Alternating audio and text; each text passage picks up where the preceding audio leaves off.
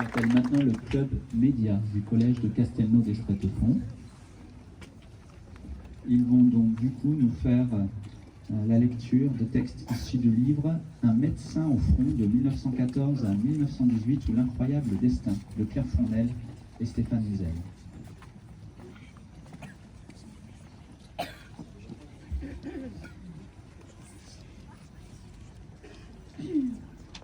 Bonjour à tous.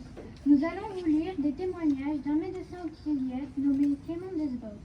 Ils sont extraits du livre intitulé Un médecin au front de 1914 à 1918 ou L'incroyable destin. Le livre commence ainsi.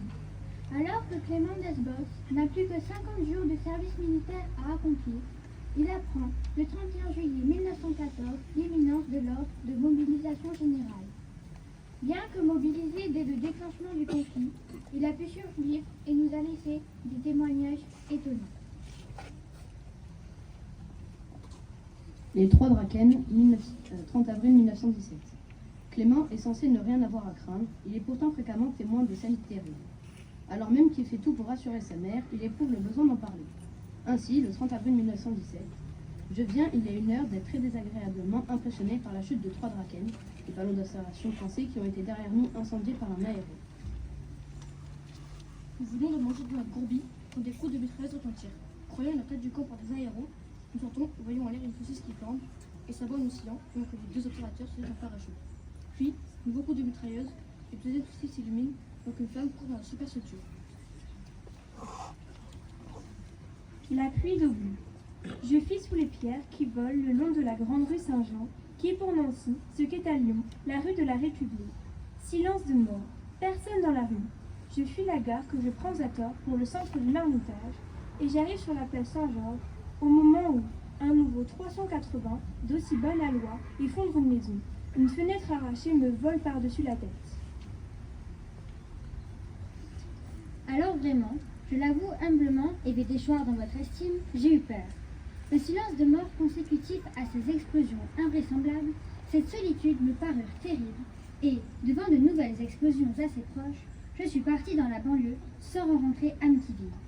Je vous assure que c'était effrayant, ces obus qui arrivaient comme des express dans cette ville qui semblait morte. Le fracas d'un obus, d'une tonne dans une maison qui se pulvérise et dont les pierres volent à une centaine de mètres est inimaginable. En somme, des dégâts matériels et 3 enfants tués. Cela tient aux mesures prises. La sirène marche avant que le premier obus n'arrive, car un obus n'est plus d'1 minute pour arriver. Et quand il arrive, tout le monde est au fond des caves. Dernier combat, le 12 janvier 1918. Si le conflit a continué de s'enliser en 1917, l'année 1918 est marquée par une reprise des offensives, un retour progressif à la guerre de mouvement. Cette nouvelle stratégie est perceptible à travers les nombreux déplacements de Clément sur le front. Le 12 janvier 1918, on ressent l'imminence de l'assaut. Quant à nous, nous sommes maintenant dans les sapins à 1000 mètres d'altitude. Je ne pensais point, quand je vous en parlais, revivre ma vie de chasseur qui faisait frissonner de froid Madame Vernon.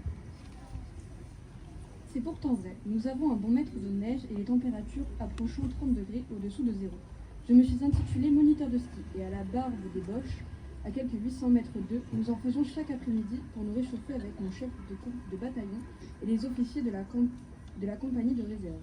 Nous vivons comme des sauvages, hirsutes et sales. Nos communications, souvent coupées par des tempêtes de neige, ne nous permettent pas d'avoir les journaux et les courriers tous les jours. Actuellement, nous n'avons pas de nouvelles depuis 2 jours et je ne sais quand cette lettre partira et vous parviendra. Ce fut une période héroïque où nous nous sommes lancés avec une telle ardeur, une telle insouciance, sans avoir la moindre idée que nous avions assisté à la fin d'une époque et d'un monde. Clément Desbos. Merci à tous.